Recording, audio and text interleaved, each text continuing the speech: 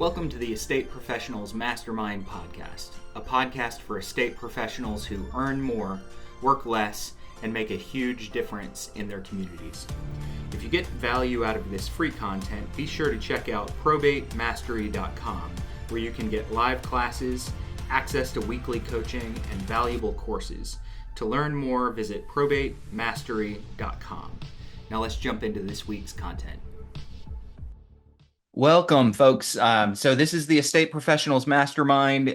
Welcome in. The majority of you guys know this, so you're going to get to hear me do a quick spiel for those that are brand new on this call. If you've never been onto this call before, or if you're watching it after the fact on our YouTube channel or in the podcast platform, every Tuesday, 2 o'clock Eastern time, 2 o'clock, we do this live call. Everybody here is here live to ask questions, share stories, learn something. So there's always a little bit of coaching. There's some questions and answers, some experiences that people are having, and we show up to do it live. So if you're here and you don't already know this, and you'd like to ask a question, no matter how basic or advanced, whether it's about a deal, whether it's about prospecting, marketing, about our courses, whatever it is, I want you guys to go down to the bottom of your Zoom screen and click that little React button, React, and React will give you a bar that says raise your hand. So raise your hand if you'd like to ask a question, share a story, share a success, anything like that. Again, this is your all's call. You are absolutely welcome to chat in your questions. Lou will be monitoring that and he'll raise his hand for you. However, I would like to ask you to step out on a limb if you're not used to talking in public and raise your hand. It's a great way to get some good coaching, good advice, good feedback from either myself or the group. Thank you so much. It's either Eva or Eva. I'm not sure which one. We'll go with you first. It's Eva. Eva, I'm new to the group. Um, amazing. Well, welcome. I'm finishing up session 3 of the Probate Mastery course. I haven't dug into yours yet, Yeah. but I'm curious how we go about learning all these different strategies as far as what to do with the home rather than a straightforward MLS listing.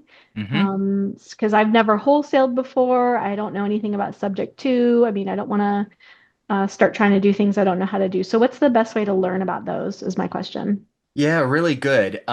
Ironically, that's what a lot of times I show up here and have to just get on a soapbox for 10 or 15 minutes while people work up the nerve to raise their hand. And that's what I was going to soapbox about is not just presenting the option of a traditional listing to people. So, first thing that I would say, you're kind of going, hey, I don't want to get myself in trouble. I don't know a lot about these things. So, what I give you right here isn't going to be enough to make you an expert in the different arenas. But I'll tell you, with a little bit of Googling, you can be an expert in almost anything.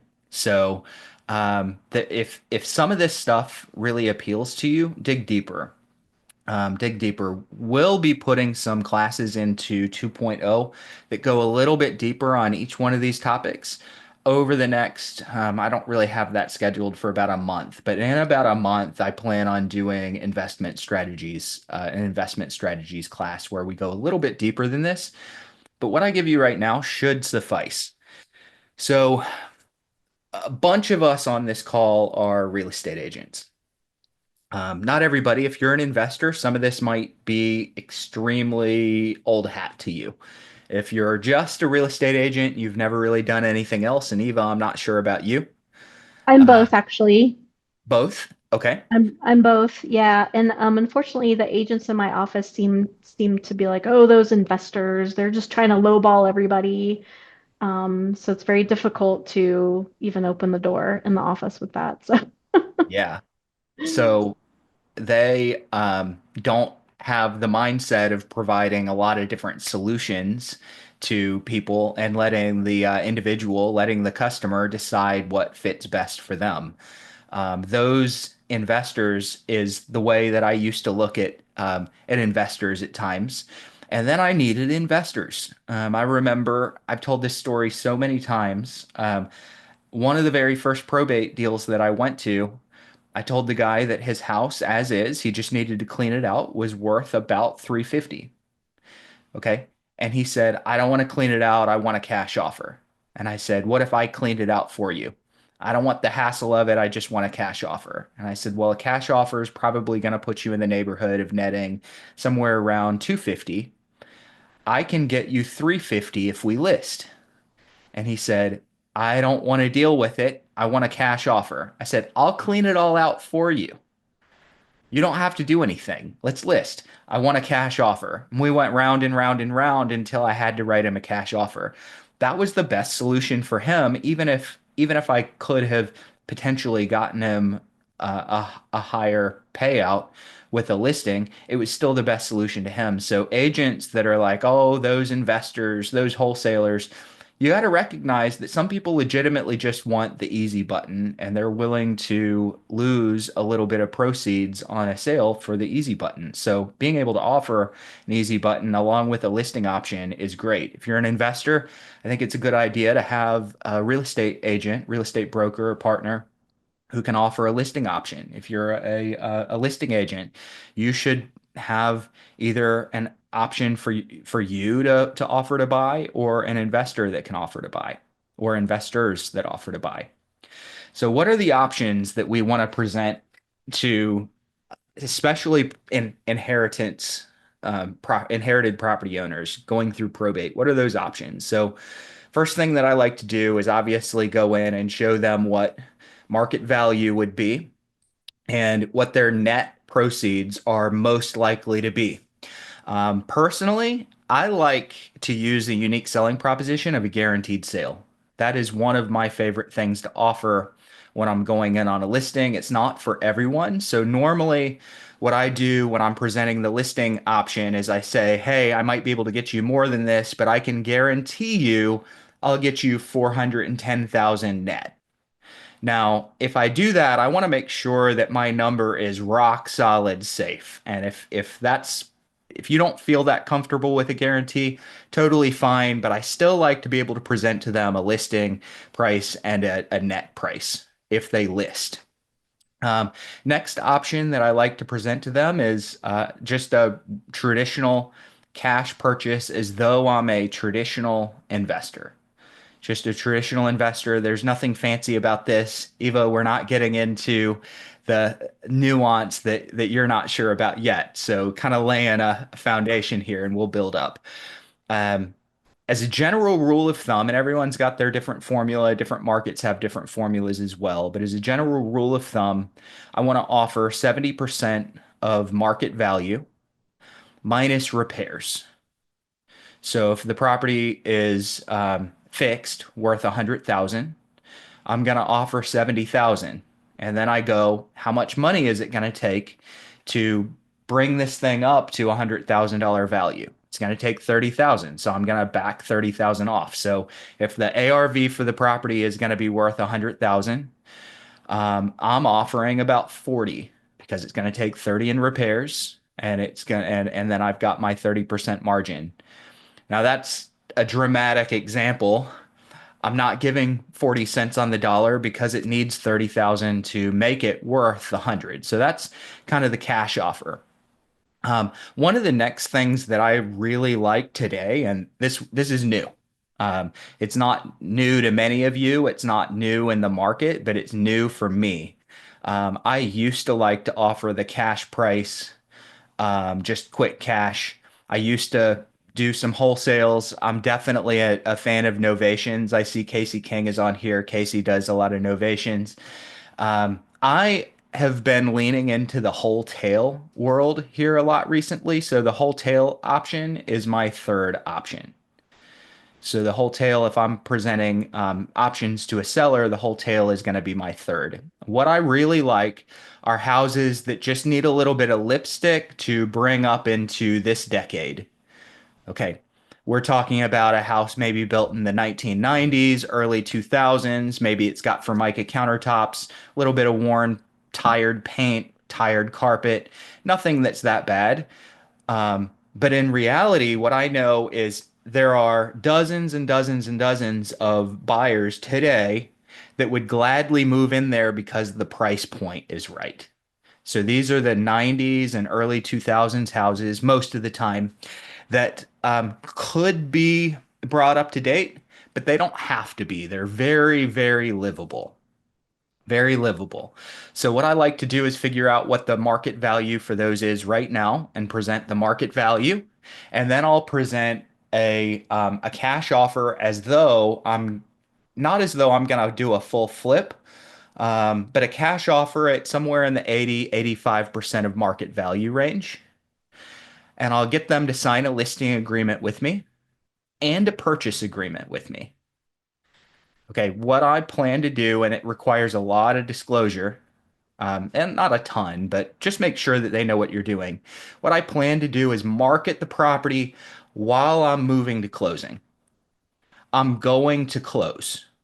So, wholesale, you do close the property, you're not assigning your contract. So I'm moving toward closing. While I'm doing that, I get their permission to market and show the property and line up my new future buyer. In a perfect world, my future buyer closes the same day that I close on the property myself. All right. So I'm looking around to see if I have anyone here that does wholesale. Anyone do wholesale this way? And if you do, and you've done some recent deals this way, raise your hand. Love to pick your brain on that. Um, Sometimes I use my money. Sometimes I don't. Sometimes I'll borrow transactional money and they'll basically lend me a couple $100,000 for a day because I'm going to turn around and have the property resold and closed a day after I close, or an hour after I close, or a week after I close. Ideally, you're not holding the property very long because you already have your future buyer lined up. So that's a one option that I'm a really big fan of. Um, Another option that I'm a huge fan of is just traditional owner financing. If you do subject to, that's fine. Um, Personally, I don't put myself into a lot of subject to deals, but I'll absolutely offer an owner financing option. My owner finance option is going to require that the house be paid off. And in probate, that's not too difficult because 67% of inherited real estate is owned free and clear, no mortgage. So 67% of these homes are perfect candidates for a traditional owner finance. What I like to do in my marketing, and I'm really going down rabbit trails here, guys. What I like to do in marketing, if I've had a conversation with someone and I'm trying to get an appointment, I like to say, hey, I haven't seen your house. So all of these numbers are based on your house being in good condition. So I don't want to assume it's in bad condition and offend them with a low number before I've ever seen the house. I assume it's in good condition. And then I disclose and say, if the house needs updates, this number might change. Okay, so if the house is in good condition, I could list your house and get you 400. I could give you a cash offer and get you 300. If you're willing to do owner finance, I could get you 500. Many times those are the options that I present before I've had an appointment. Now, what do you think someone's going to do that opens a piece of marketing from you and they're thinking about selling a house and they know their house is worth 400, but all of a sudden they see a $500,000 number? Do you think they're going to call you? Absolutely, they're going to call you. So I And that's like to from the show them. interest that's being paid on the note. It Yep, gets it up to, yep. absolutely. So I typically add 5-ish years worth of interest on top of the base price that I would pay. Okay. Now, sometimes I add a little less interest. Sometimes I add 15 years of interest. It really depends on where the number is that I think it's going to get their attention while still being believable. So if I were to give them those three options and I say cash 300, listing 400, owner financing 1.2 million, it's not believable. They're never going to call me back because it's not believable. So I like to keep that owner finance number somewhere in a 10-15% over what I think market value is because that's believable to them. It makes the phone ring. Um, Now, when I present the option at the appointment, they may or may not take it, but at least it kind of got the appointment, which is what I want. All right. So generally speaking, those are the three options I lead with if I've not had an appointment yet and I'm just marketing. And I like to do that with people that I've had a conversation with. So if they're just a cold lead, it's kind of hard for me to come up with numbers on 200 leads a month. It's not so hard to come up with numbers on 15 leads a month that I've had a conversation with. So you could do this on an entire cold list. It's just going to be labor intensive. I do it on the people that I've already spoken with. And then when I get to the house, I know that depending on the situation, I have a wholesale. Okay. Wholesale, I can normally be somewhere in the ballpark of 85% of market value if we wholesale. Wholesale, if you're gonna wholesale, guys, you probably want to be closer to that cash formula where it's 70% of market value minus repairs. Why? Wholesale, you're normally taking it to an investor, um, and investors are going to want that 30% margin. Okay, so wholesale, I like to be more like 70% of market value. Wholesale, I like to be around 80%, 85% because I know that I'm going to the end user. I'm not going to a flipper. I'm going to someone that wants an affordable house that maybe needs a little bit of upfitting, but they don't care. Um, and then last would be novation. So, if you're kind of unfamiliar with the idea of novation, it runs very comparable to a wholesale deal. Maybe you're doing 80% of market value. You're getting permission to market the home.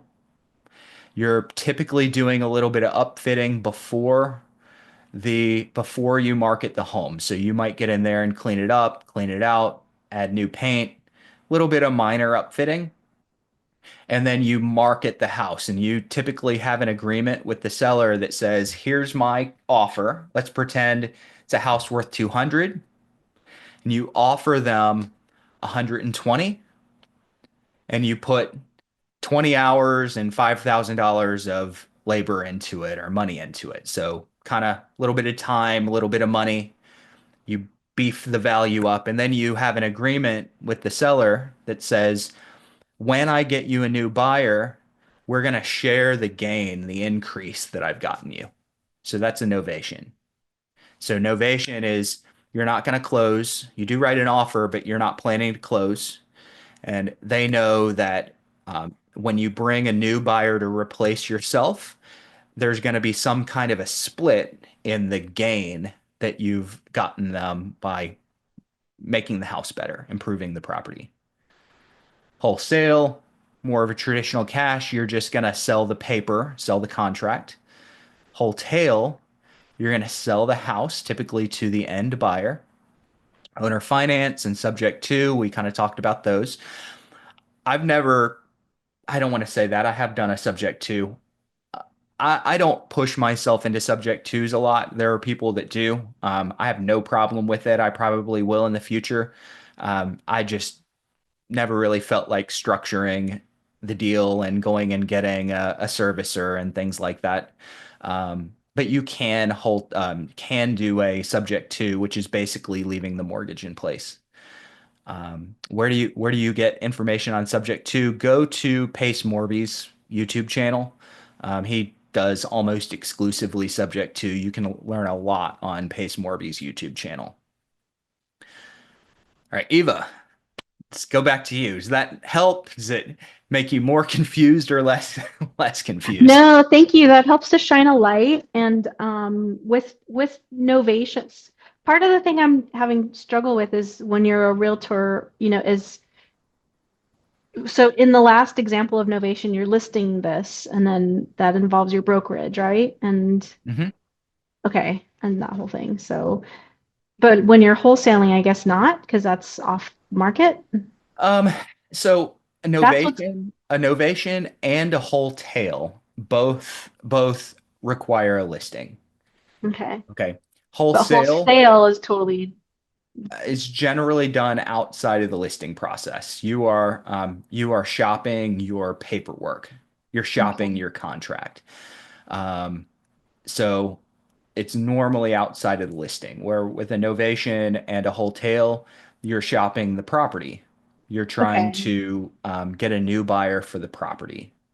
Those seem like good choices to start with. Thank you so much. Because the other ones, Absolutely. like I keep a lot of the coworkers I have are like, oh, wholesalers, there's so many pitfalls to assigning contracts, blah blah blah. So Sure. that's what I'm hearing.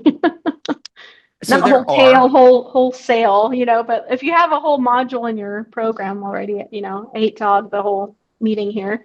Yeah. Well, it's going to be at least a month out before that module's added in. But Okay. yeah, to be on the lookout for that. Um, Let me just kind of speak that we've got wholesalers probably on this call, and I'm a broker and an agent first. That's my primary personal business model. And when I see investors that come along and maybe they'll offer on one of my properties or they'll call me shopping a deal, I normally want to know if they're a wholesaler. Why? Because I know that if they're a wholesaler, there's probably a 90% chance that they don't know what they're doing. So that's not to say that you guys on this call that are wholesaling don't know what you're doing. That is to say that most wholesalers don't, or they're shady. Many are shady. And as an industry, wholesalers have earned the reputation of having some deals that as agents we might not want to get involved with. Okay, so that's just kind of I can pick on agents as well. I've got plenty of things that where I can pick on real estate agents. You guys know 74% of real estate agents didn't sell a house last year. Embarrassing. Totally embarrassing. So wholesalers, back piling on you guys. I've seen a lot of wholesalers that flat out lied in the transaction negotiation process. I'm the buyer, I'm never going to wholesale, and then a day later you find out that they're shopping the deal. So if you're a wholesaler, be honest, be ethical, and also know your pricing. So wholesalers very frequently have good intentions, but they don't know how to value a house and price a house, and they lock properties under contract for long periods of time without the marketing ability to sell their paperwork. So um, Eva, wholesalers with your brokerage have earned the reputation through shady or bad practices, and that's just a lack of education. So there's plenty of ways to do wholesaling very ethically and successfully, um, but you just have to have a network and know how to evaluate a house. All right, good. Thank you, Eva. All right, David Cordero, what's happening? Hey Bruce, hey, just have a quick question. So, what about purchasing homes outside of your brokerage as an agent?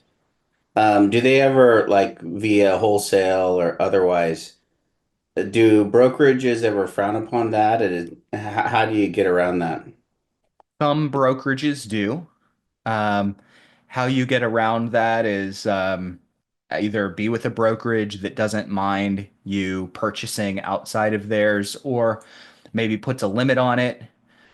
So some brokerages, especially kind of the bigger popular national brokerages, your EXPs, Reals, LPTs, Keller Williams. Right now, I know that most of them will allow three personal transactions without paying a split. So some brokerages are going to allow it. Some brokerages are going to say no, no purchasing outside of. Other brokerages are going to say we don't care what you do with your own personal deals. Don't represent yourself as being doing it as a Remax agent or as a Keller Williams agent, but do your own personal deals. So the decision's going to really need to be yours. It's going to be first to understand what your brokerage policy is on doing personal deals. Does your brokerage have a policy on no wholesale, or do they not care? It's up to you, up to your brokerage. If they have a policy that you can't live with, change brokerage. Okay, if that's going to be part of your business model. Um, so that's about the best answer that I can really give you is to understand what your brokerage's policy is on private deals that you do for yourself as an investor. And then understand again what their policy is on wholesaling and wholetailing and novations because they might have like a strict you can't do these rule. It's not illegal to do those, but the brokerage could have a policy. Thank you. Yep. All right. So what do we got, guys? Anybody else? I've seen some chats coming through, and you guys forgive me because I don't have a chance to read them as they're coming in. So, um, uh, Bruce, TJ Rojas, my burning question. This was direct. Okay, so what's the best way to market to probate lawyers? You've been on LinkedIn and went to the office. And then right after that, you said no good. So I'm going to reread the question. In the top left corner of my screen is Tana.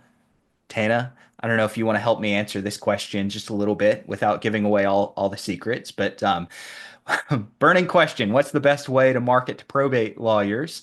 You've been on LinkedIn and you've gone into the office and you have not had success. So, one of my best referral partners as an attorney, I got on LinkedIn and I probably sent out about 20 copy and paste, have provide full probate services and resources for families going through probate. I'm looking for a great attorney to network with. Out of those 20, I got one. Honestly, I've probably sent 50 or 60 of those messages. I have one great attorney referral partner and a handful of others that came from that. So it's a numbers game if you're going LinkedIn. Stopping in the office is my preferred way, but I generally like to lead it with a phone call. Tana, I have no idea if you want to chime in and give a little bit without revealing all your secrets and creating undue competition for yourself. But I do know that Tana is on here and she's been getting a lot of attorney relationships with an approach. yeah, I do very well because I talk to their gatekeeper. I make it very important that, I want them in the meeting. I ask for them when I call. So I establish a relationship with them first, and then that segues me into a much better meeting with the attorneys. In fact, I've had the paralegals call their assistants call me back and apologize. Oh, I'm so sorry. We have to meet. I really wanted, but I'm not going to be there. Do you still want to come? I'm like, absolutely not. Let's do it when you can be there. And it's really worked well for me. So you're pursuing the relationship with the person who's protecting the attorney. And Yeah. instead of feeling like they have to put you off and protect their potential boss, they're welcoming you in, right? Yes. Yep. So that's a huge thing. Now, Tana, do you call ahead of time? Yeah, that's on the phone. I established a connection with their assistant on the phone first. And then we proceed to the best time for us to meet. Mm-hmm. Yep. Um, so popping in an office, I know a couple of investors and agents that have started relationships, good relationships, by stopping in first. I call ahead of time. I always call ahead of time. When I call, I tell a brief story about why I'm reaching out to them, why I want an attorney relationship. Very brief story. Now, my story, my wife accuses me very frequently. Her favorite expression is, that's not the way it happened. Like I hear that probably 5 or 6 times a day. That's not the way it happened. Um, when I'm selling, I mold stories to the pitch that I'm giving. Not pure inventions and fiction, but if I've done 50 probate and estate deals this year, I don't go to the attorney that doesn't know me and brag about all the deals that I've done. If I've only done one or I just have leads, I haven't done any deals. I beef up the story a little bit. So my story is normally the same. Hey, over the last couple of years, I had a few of my clients that needed estate planning, and I've been meaning to make a connection with an attorney in the area that can help with that. And I was reminded when one of my clients was recently going through probate. So I'm covering both sides of the estate world, estate planning and estate administration with probate. And so I was reminded, and that really reminded me that I don't have a great attorney that I could work with on clients like this. And then I'll say, is that the kind of work that you guys do? Well, duh. Okay. Um, of course, that's the kind of work they do. So I'm asking a question that they can't really say no to. My next question is normally, if I were to have someone like that, would you all want that referral? And again, can't really say no unless they're just super busy. Every now and then you run into an attorney that can't take any more business, but that's rare. Okay, so yeah, I could use that. Okay, is there any chance maybe I could stop by the office and meet you and see your practice for 10 or 15 minutes sometime in the next week? Yes. How about Thursday morning before 10 o'clock? There you go. There's your appointment. Is it a full-blown marketing and presentation appointment? No, but it's your way in the door. It's much more warm and receptive than just walking in on a attorney's office that wasn't expecting you, doesn't know who you are, in no way opted into what you're quote unquote selling. So that's the way that I generally go about setting up the appointment for the walk-in is over the phone. And then of course Tana is going after the paralegals who are most of the time really the one responsible for bringing in and onboarding a lot of the clients anyway. And then the attorney kind of does the more specialized stuff, but don't don't make the mistake of thinking that paralegals are nothing more than a gatekeeper. They're and many times the ones that are able to make the best referral decisions. All right. Anybody else? I know we're kind of bouncing all over Yeah, the I place a have little bit one today. thing. Please go Um, for it. I'm kind of segueing what Tanya had Yeah, just Tana. said. I did the same, Tana, I'm sorry. I did the same thing. I walked into an attorney's office, nervous because, like I said, I'm just starting out. And one of the paralegals said to me, she said, I'm the gatekeeper. She said, I'd be the one that going to be talking to. Thank you for stopping by with your business cards. So we have been conversing in emails, but yeah, that's the way it goes. So they are the ones who make the decision. So just Yeah, wanted to they put know that the out there. clients. I I've had a lot of times where I've talked to attorneys that I'm friends with and they don't even know what's going on with their client. But the paralegal, the junior attorney, they know. So no, that's perfect and perfect validation. Until Tana had done that, I didn't even consider that as an option in my business. I was always going after attorneys. Now I talk to paralegals. All right. So, what else do you guys have? Let me see some hands, comments. Um, Reine is here. Reine is covering probate attorney marketing next week. Is it next week already, Reine, or is it a couple of weeks from now? Hey But Bruce. Reine is planning on in a couple of weeks. There's Reine. What's happening? Hey, I'm sitting in a doctor's office right now, so I had to jump in, and that's why I didn't give a date. I'm not sure when we might be covering that, but I'm going to share with this group my process for contacting probate attorneys and actually getting them to contact me. It's a 5-step repeatable process, and so you and I haven't talked about it yet, but it's something would love to share with this group. Love it. Okay, perfect. So that's going to be Reign's topic coming up on, let me see the date. It's a couple of weeks out, June 3rd. So it's still going to be a couple of weeks out, but Reign's going to be going over a process he uses for landing probate attorneys. All right. Cool. I love Matthew. Thanks for validating the that's not the way it happened story. It's called artistic license. I absolutely take artistic license and liberty when I'm sharing stories. And I want you guys to know this is one of the most powerful tools that I started to use in my toolbox. Several years ago, I was trying to make myself a more efficient communicator, which I think we can all be. We're constantly a work in progress. I'm still working on that. Back then, I was trying to put myself on stages where I was talking to people live and crowds live. And um, one of the people that I follow is a guy named Eric Edmeades, really good public speaker, really good. And he has a class on public speaking. I have no idea if anyone's interested, but this taught me so much about just selling in general. This didn't even translate into public speaking for me. It's translated into just communicating my message in appointments, communicating to attorneys, communicating to vendors, a lot of different people. What he encouraged everyone to do is carry a notebook that's your story journal. Story journal. I don't know if you guys journal or not, but I've never really been a big here are my feelings and thoughts journaler. I'm a big fan of it. I just haven't done it myself, but I have lots and lots of experiences, lots of experiences.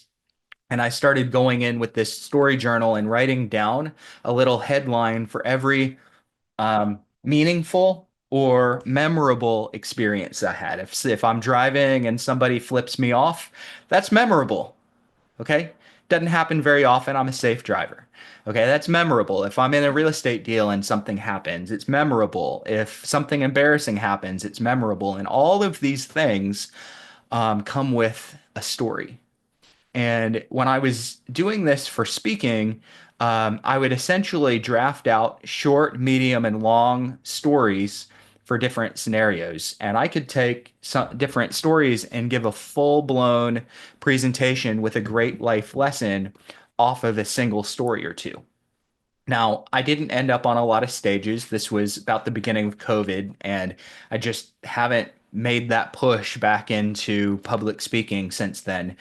But I got all these stories and I started using them in my appointments and in my prospecting. And I'll tell you, if you can start referencing stories specifically in appointments, your ability to sell goes through the roof. So I encourage everyone to get yourself a story journal and start writing your stories.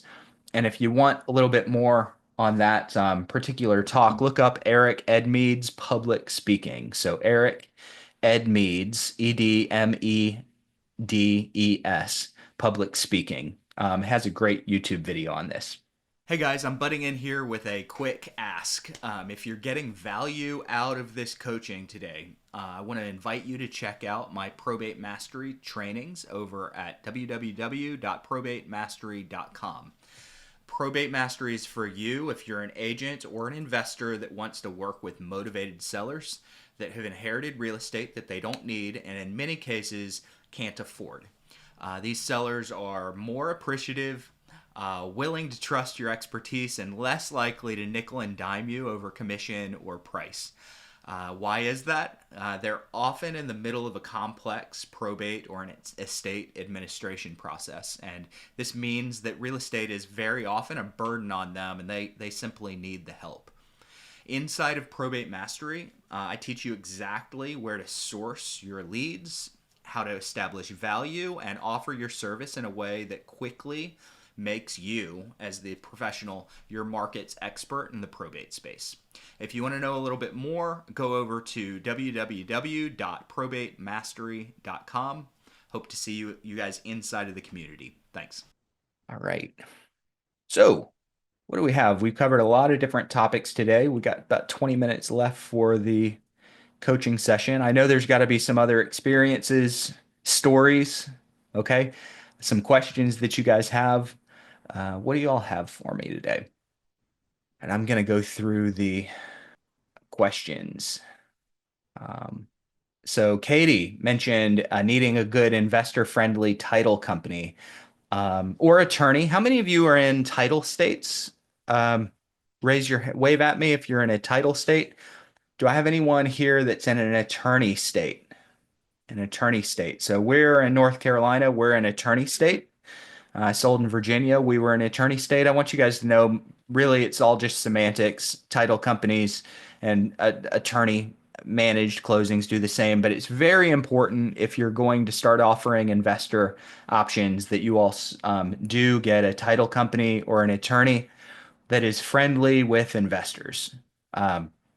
My real estate attorney that I do almost all my closings with is very process driven. And if you throw, hey, I need a new contract at them, you're probably not going to get it. So I have an investor attorney that helps me with investment deals that I'm doing. And then I have my regular attorney that's just going to get a traditional closing moved through very quickly. And ironically, the investor attorney is really bad at a traditional closing, and the traditional closing attorney is really bad at the investor deals. So I keep my deals separated for that reason. But if you don't have an attorney that's friendly with investors, please go find one or a title company that's friendly with investors, specifically when it comes to drafting the addendums that you're going to need and the contracts that you're going to need. So if you guys get into wholesaling or wholetailing or novations, you need addenda that get basically gets added to the back of your contract that says, "Hey, we're gonna shop this offer. We're gonna list the property before I close, etc." And you need an attorney or a title company that'll create that for you. All right. And I don't see any other questions that we've missed in chat. Okay. What do we got? Nobody go jumping out of the Zoom yet. I'm waiting. David, thank you. Thank you, saving us. Hey, I have a question. Okay, so I have a really interesting situation. Um, oh, okay. I'll try to be really quick. So basically, I got called to do a probate escrow. So I said, sure. We listed the house. We got it in escrow. Then I found out that the house was occupied by a tenant. And I said, okay, well, we need to figure out how to get out the tenant. So will you send me the rental contract? And they said, well, we don't have a rental contract. And I said, well, who's been renting the house? And they said, another company has been renting the house. And I'm going to keep the story really short and try to be more pinpointed. It gets into like its full drama. But anyway, she said an outside person has been renting the house. And I said, are they, so someone that's not the owner has been renting the house? And she said, yes. And oh. So we found out who this person was that was renting the house 14 years. So the aunt and uncle have been dead 14 years. And someone occupied the house and started renting it as if it were their own for 14 years. Hmm. And so anyway, so then the probate attorney, we tell the probate attorney, and the probate attorney sends him this document that says, hey, where's the money? You've been illegally renting this house, uh, you know, give an account. And then out of nowhere, the guy comes up with a new will. A What new guy? will. The renter? The tenant? No, the guy that was renting to the tenant comes up with a brand new will. Mm. Okay. Hmm. And it was dated later than the will that the lady had. Now, the lady, my client, she already went through probate and testate formally. She has already been given the letters of testamentary. Hmm. Okay. So this guy comes up with a new will, and my client says, I know it's forged, it's fake. I tell the attorney, let's find out if it's fake. He said that's all they need to do is the two affidavits, witnesses, and the notary just need to come to the stand. And he said, we're toast. Like we lost the deal because it's a later will. Well, anyway, so we looked up the two affidavit witnesses and the notary, and they're all deceased. All three of them are deceased. Ooh. So, question. Now, come to find out, this gets deeper. Come to find out, this guy who's renting the house, his wife is in prison for forgery and impersonation. I won't get into any further details. On 18 houses that they did this with, okay? So this is a leftover, okay? Isn't that crazy? So Whoa. here's the thing though. Here's the thing. So the court date's coming up, and with this new will, with the two affidavit witnesses deceased as well as the notary deceased, do you think there's any way the judge would ever side with the new will if there's no way to prove it? Judges do a lot of crazy, ridiculous things sometimes. So, is there any way? Yeah. I had a client get thrown in jail for trying to do a short sale one time. So Wow. some attorneys, some judges just don't understand specific real estate law, and maybe they're judging on something else. But to me, I would feel that there's enough evidence to rule on your client's side. Yeah, I do too. I think we're in the clear, but we'll see. Yeah. So the guy with the will is the tenant. No, not the tenant. So there's an outside company, an LLC. Okay. Let's just call it Hawaii Homes. It's not Hawaii Homes, but let's just Yeah. call it that. Hawaii Homes LLC has been renting this house for like 14 years. Okay. And As the a guy property that manager. runs this company, his wife is in prison right now for Hmm. forgery and impersonation. And they're running it like a property management company. Kinda. Okay. And they had a property manager in between them, but when she found out that we knew, she resigned Mm. and said, "This is the company. These are the guys." And they've been doing this for years, and I don't have anything to do with it. Wow. Yeah, I mean, it feels as though it's the type of thing that should get resolved, especially if there's no affidavits that can be signed because they're deceased. It just feels like they're safe. But the courts, you just don't know what's going to happen. I've seen some really, really ridiculous things. One of the more ridiculous things is I had a client, um, two clients that were both clients of mine, both in a partnership with each other, um, buying a property, and one convinced the other, the partner, to put all her rental properties into his name, five rental properties. He quickly mortgaged them all and pocketed the money.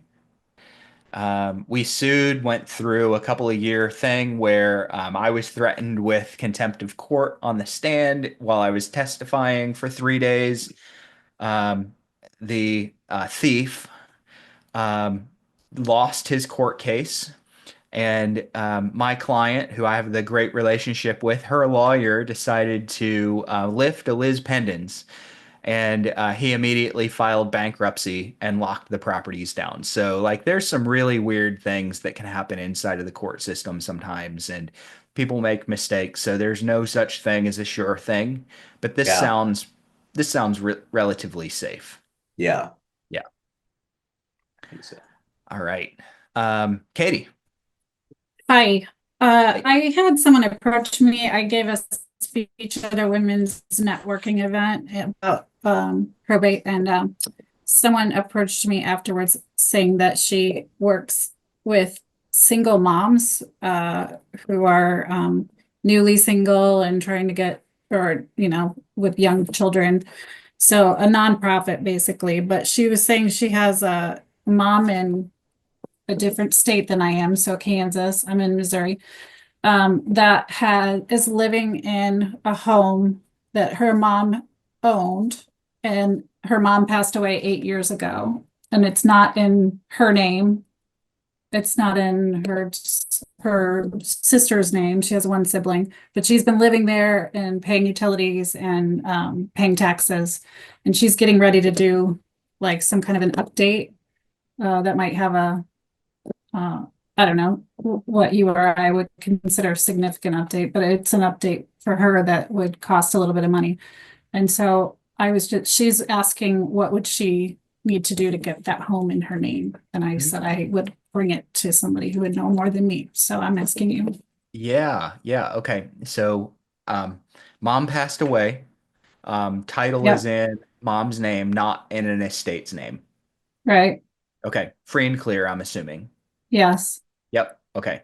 So the daughter that you're speaking with is yeah, living there and wanting to do updates, but there's also another sister. right. Does Are they planning on sharing title to the property?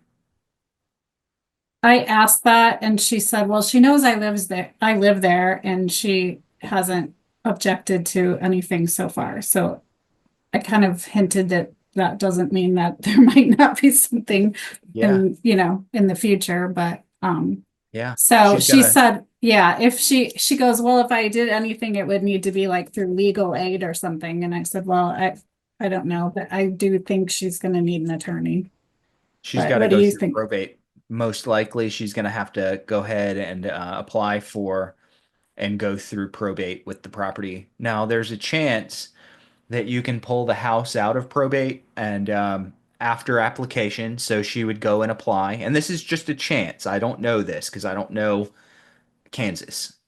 Yeah, Um, yeah, but apply for probate and then maybe petition the court to remove the house from the probate process, which, if there's no other assets, would kind of button up probate, dissolve it, and then change title into her name.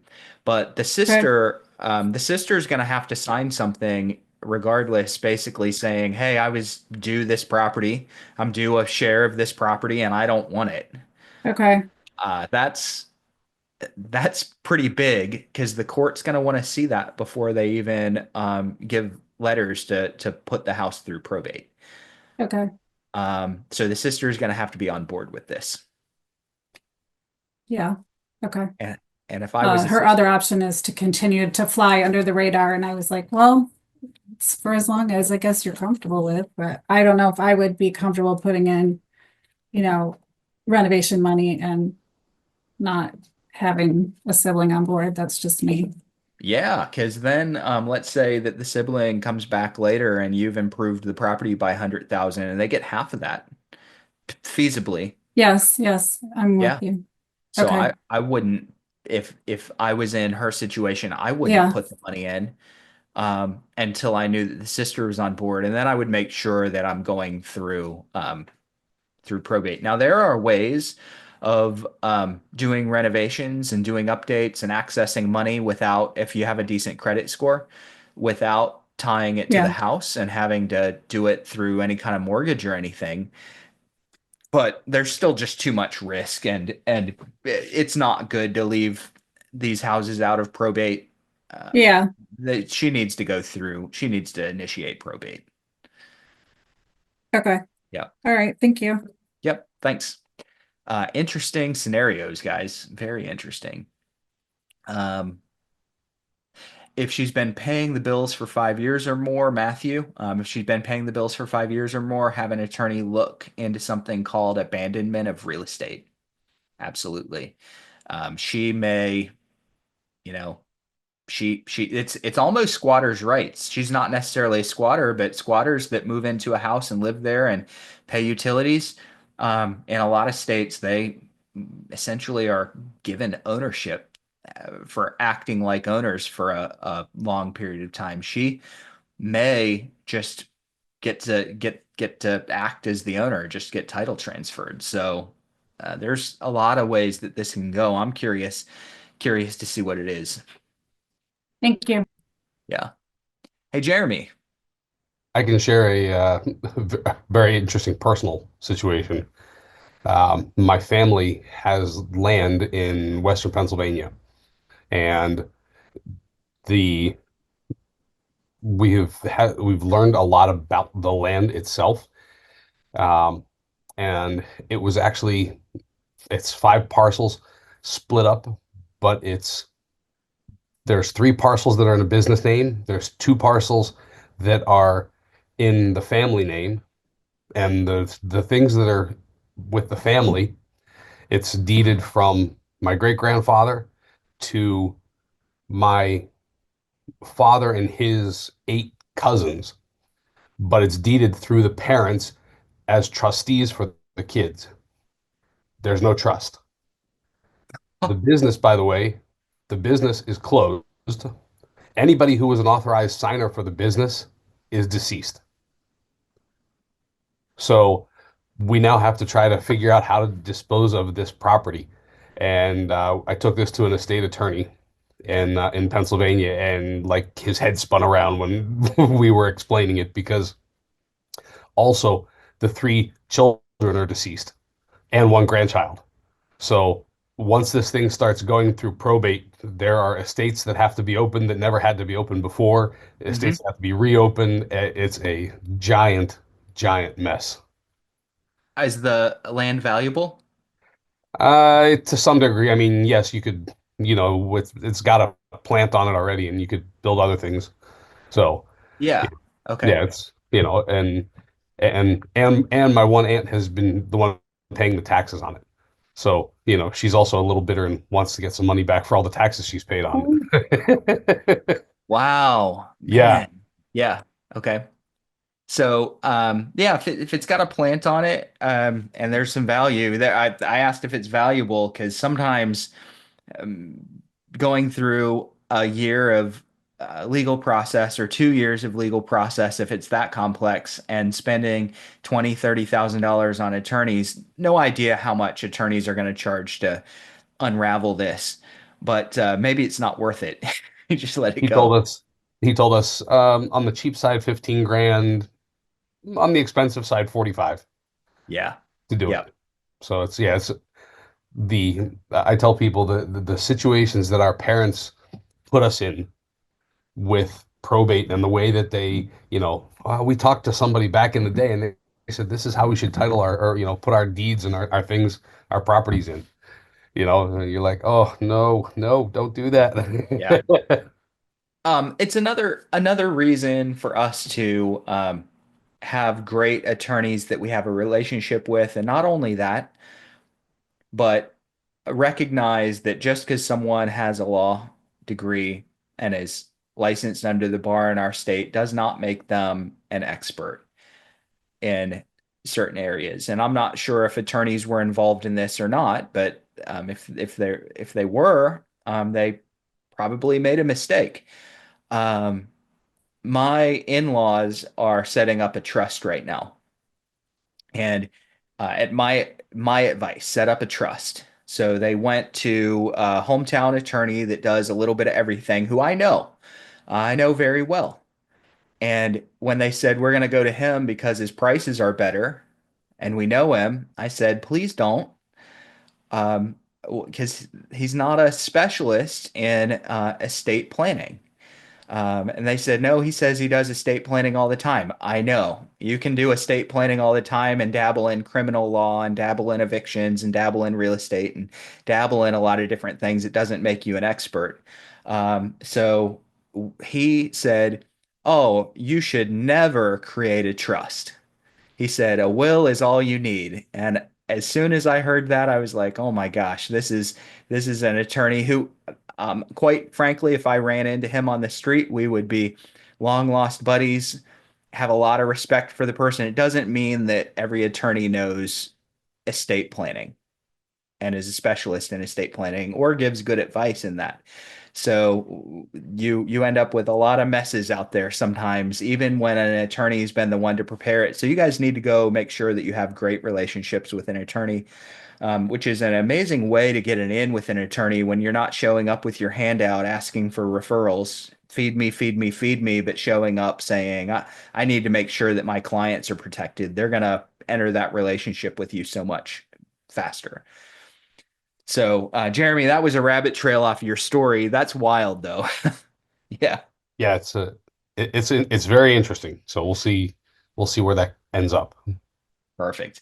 I want to hear the progress. So show up in a couple of weeks and let us know what happened or what's happening. It's not gonna finish that soon. Um, good. All right, guys. We are at 3 o'clock my time, which means it's time to go ahead and button up. I really appreciate everybody being here. Same time next Tuesday, 2 o'clock Eastern time. We are doing Probate Mastery 2.0 classes.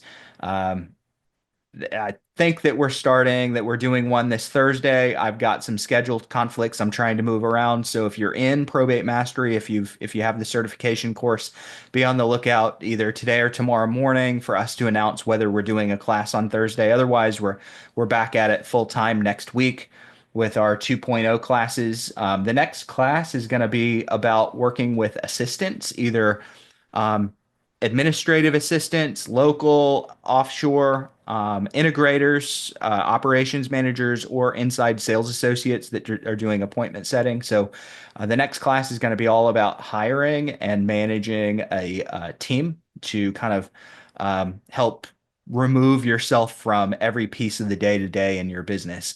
And then after that, we're going to get into some warm marketing techniques after your relationship is established. How do you keep up with and follow up with people through warm marketing techniques? So those are going to be the next two classes.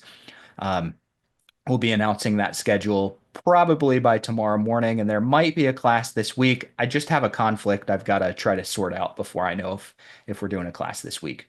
All right. Appreciate it. Thanks so much.